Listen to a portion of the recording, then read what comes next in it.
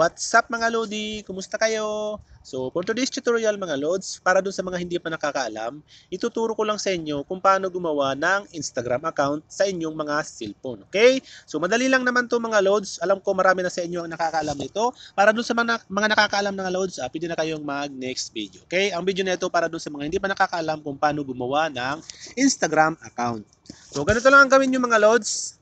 Una, magda-download muna tayo Lods ng Instagram account sa ating mga App Store or Play Store ng ating device. So pwede pala to Lods sa iPhone or kung iPhone ka, pwede to. Kung Android naman, pwede rin to. Okay? So dito, punta muna tayo sa ating App Store. So dito sa akin, dahil Android ako, sa Play Store ako. Open natin ang ating Play Store. So i-search lang natin dito ang ating Instagram apps. Instagram.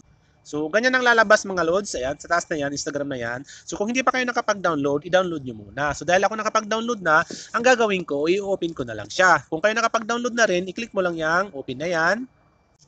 So, dito Lods, mapupunta ka dito sa apps ng Instagram. So, dito, kung meron na kayong account, dito ilalagay nyo dito yung inyong username, email, or mobile number, at ang password. So, dahil magki-create pa lang tayo, pupunta tayo dito sa create new account.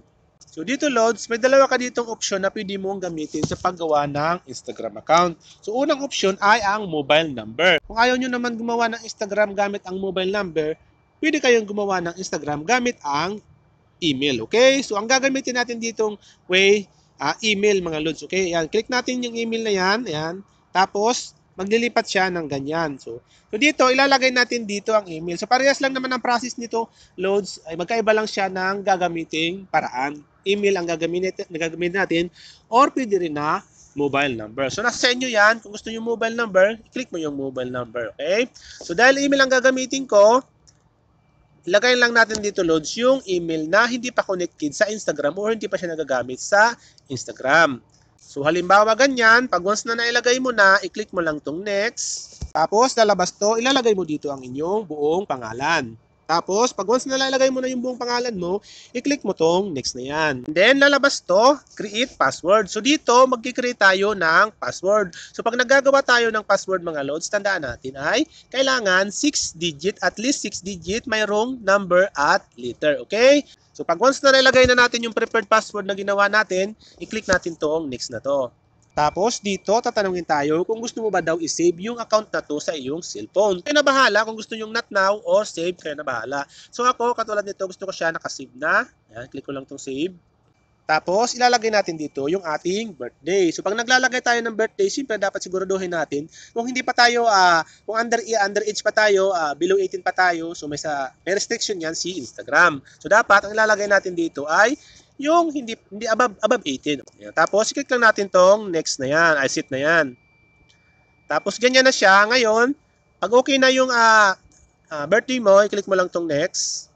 Tapos, lalabas to, username. So, dito, bibigyan ka ni Instagram ng automatically suggestion ng iyong username. Kung gusto mong magpalit ng iyong username, i-click mo lang yan, ganyan, tapos palitan mo yung username na gusto mo. Okay? So, dapat ang username, katulad ng ganyan, maliliit siya, or kung gusto mong may number, basta wala siyang special character. Kung okay ka na dyan, nailagay mo na yung username mo, make sure lang natandaan mo yung username mo. Kasi yan ang gagamitin mo pag naglalagin ka. Click mo tong next pag okay ka na. Tapos, lalabas to, term and policy ni Instagram. So, kayo na bahala kung gusto nyo basahin yung privacy niya. Kung okay na kayo dito, naintindihan nyo na, i-click mo lang tong agree na to. Tapos, lalabas na to, add a profile picture. So, kung gusto nyo maglagay na ng profile picture sa inyong Instagram, so, kayo na bahala, i-click mo lang tong add picture. So, kung gusto nyo maglagay later, skip mo muna, tsaka mo nalagyan siya. O, skip ko muna, mamaya na. Then, dito, lalabas to, welcome to Instagram. Tapos dito, find a friend. Kung gusto mong maghanap ng bagong friends, so, dahil bago ka pa lang, magsasuggest yan kung gusto na kailangan mo maghanap ng friends. So, kung gusto mo naman later, skip mo lang. Skip mo ulit siya. Tapos dito, discover. Kung gusto mong mag-follow ng mga sikat na sa Instagram na tao, ayan, sila yan. Ayan, sila yung mga sikat sa Instagram. Kung ayaw mo naman, click mo lang tong arrow na yan.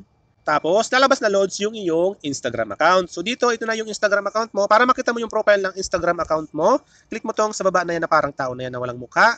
Tapos, ito na Lods yung magiging mukha ng iyong Instagram. So, 0 follower, following, kung wala ka pang mga activity sa iyong Instagram. So, ganun lang Lods paggawa ng Instagram. Napakadali lang. So, sana tulungan kayo. At huwag mong kalimutang supportahan yung ating channel. Hanggang sa muli, much love. God bless.